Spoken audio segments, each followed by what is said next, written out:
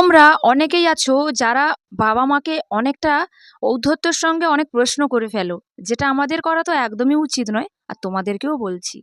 সেই ব্যাপারটা হচ্ছে আমরা যখন বাবা-মা আমাদের কিছু গিফট করেন বা কিছু কিনে দেন, সেটা যদি আমাদের বেটার না হয়, বন্ধু-বান্ধবের মতো পছন্দসই না হয়, তাহলে আমরা অনায়াসে বাবা-মাকে আঘাত করে কিছু কথা বলে ফেলি। তো সেটা করা আমাদের একদমই উচিত নয়।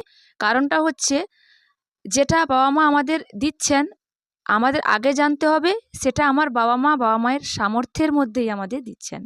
কারণ যেটা আমার বন্ধু-বান্ধবের কাছে বেটার আছে, সেটা আমার বাবা-মার কাছে নাও থাকতে পারে। কারণ আমার বন্ধু-বান্ধবের কাছে হয়তো সামর্থ্য আছে সেটা কেনার, তাই তারা কিনেছে। তাই আমাকে যে বায়না করতে হবে সেটা আমার চাই, ওটাই আমার দরকার। এরকম বায়না বাবা-মার কাছে কখনো করবে না। আর তুমি যা চাইছো তারা তো কিনে দিচ্ছেন। তাহলে তোমার এগুলো বলে লাভও নেই।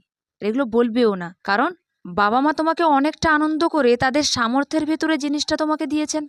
তখনই তুমি যদি তাদের এটা শোনাও যে এই জিনিসটা তার মতো হয়নি, ওর বাবা কত সুন্দর এনে দিয়েছে, তার বাবা কত সুন্দর জিনিস এনে দিয়েছে।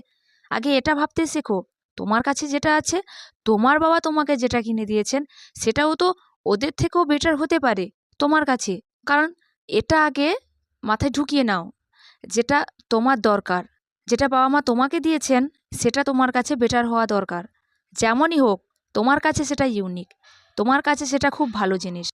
এটা ভাবলে জীবনটা অনেকটা সুন্দর। আর তুমি যখন বলে দাও যে ওর মতো জিনিসটা হয়নি, ওর বাবার মতো তুমি জিনিসটা আনতে পারোনি, কেন পারোনি, এত কেন কম দাম, এগুলো বলে বাবা-মাকে খুবই কষ্ট দাও, যেটা তারা ডিজার্ভ করেন না। যথেষ্ট বড় হয়ে গেছো, এখন বোঝা দরকার যে বাবা-মার কাছে কোনটা আবদার করব, কোনটা করব না, কোনটা বাবা-মাকে মুখোমুখি বলে দেব, কোনটা দেব না, সেটা এখন তোমার সিদ্ধান্ত নেওয়ার বয়স হয়ে গেছে।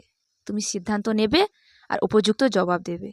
আমি তোমাদের কাছে এই কথাটা রাখছি যে কখনোই এমন কোনো কাজ বা এমন কোনো কথা বলো না যাতে বাবা-মার খুব কষ্ট হয়। কারণ তারা যেটা দেবেন সেটা তোমার কাছে অনেক অনেক অনেক দামি হওয়া দরকার। সে দাম তার যতই কম হোক।